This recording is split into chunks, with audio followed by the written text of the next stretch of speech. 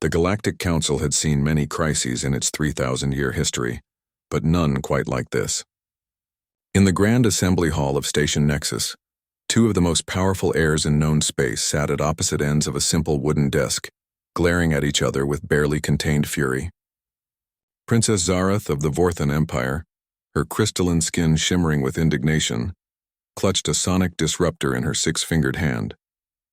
Across from her, Prince Kexvar of the Threnody Coalition flexed his massive shoulders, his forearms crossed in defiance, energy crackling between his mandibles. "This is beneath my station," Zarath hissed, her voice like breaking glass. "I am heir to 17 star systems, and I command the loyalty of 40 billion soldiers," Kexvar rumbled, his words shaking the station's hull. "I will not be treated like a hatchling." Between them sat a creature so unremarkable that most species would have overlooked it entirely.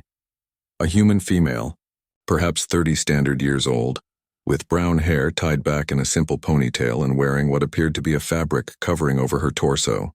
She had introduced herself as Sarah Chen and claimed to be something called a teacher. The Galactic Council had been desperate. The Vorthan-Threnody War had raged for 2 decades, consuming entire sectors and threatening to tear apart the delicate balance of power that kept the galaxy stable. When Princess Zarath and Prince Kexvar had finally agreed to peace talks, every diplomatic protocol in the galactic database had been tried and failed. The two heirs were too proud, too angry, too set in their ways of thinking to see past their hatred. That's when Ambassador Yiltoth of the Centaurian Collective had made an unusual suggestion. Humans, despite being newcomers to galactic civilization, had shown remarkable success in conflict resolution. More specifically, they had developed something called education that seemed to work miracles with difficult younglings. "You want to send us to school?" Zarath had shrieked when the proposal was first made. The indignity, Kexvar had roared in agreement, perhaps the first time the two had agreed on anything. But Sarah Chen had simply smiled that peculiar human expression and set up her classroom in the council chambers. Now, 3 days into what she called mediation through education, the two most feared heirs in the galaxy found themselves sharing not just space, but a single desk. "Now then," Sarah said, her voice carrying none of the authority that galactic leaders used, yet somehow commanding attention nonetheless. "Today we're going to learn about stellar formation. Can anyone tell me what's needed for a star to be born?" "This is ridiculous," Zarath muttered. But something in the human's patient gaze made her continue. "Gravitational collapse of a molecular cloud." "Very good. And Prince Kexvar, what happens when that collapse reaches critical density?" Kexvar's mandibles clicked irritably. "Nuclear fusion begins in the core." "Excellent." Sarah beamed as if they had just solved the greatest mysteries of the universe. "Now here's what I find fascinating. No star forms alone. They need dust, gas, and the gravitational influence of other stellar bodies. Even the mightiest stars in the galaxy are part of something larger." She moved to the holographic display, showing swirling galaxies and star clusters. "Your peoples have been fighting over territory, but look at this." The display zoomed out, showing the disputed sectors as tiny specks in the vast cosmic web. "What do you see?" Zarath leaned forward despite herself. Her education had been focused on warfare and politics, not astronomy. The disputed systems. They're so small." "Insignificant," Kexvar grudgingly admitted.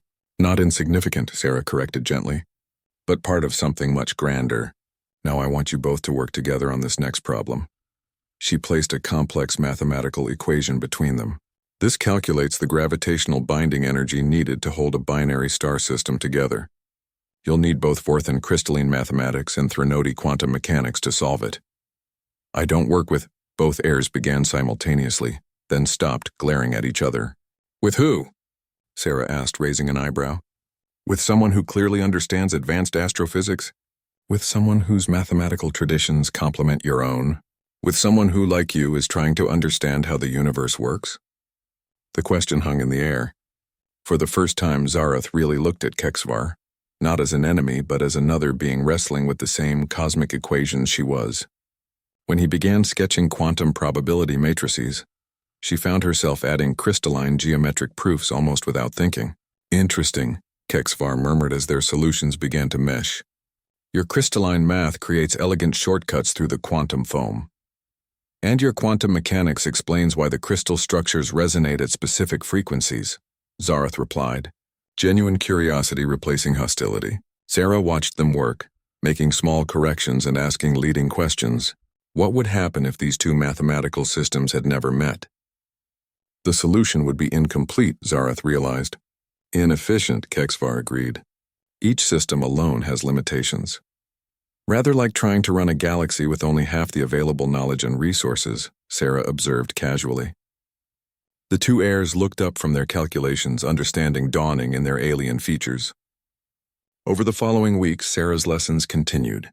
She taught them about symbiosis in biology, about how the strongest materials were often composites, about how the most stable systems in the universe were those in balance, rather than those dominated by a single force.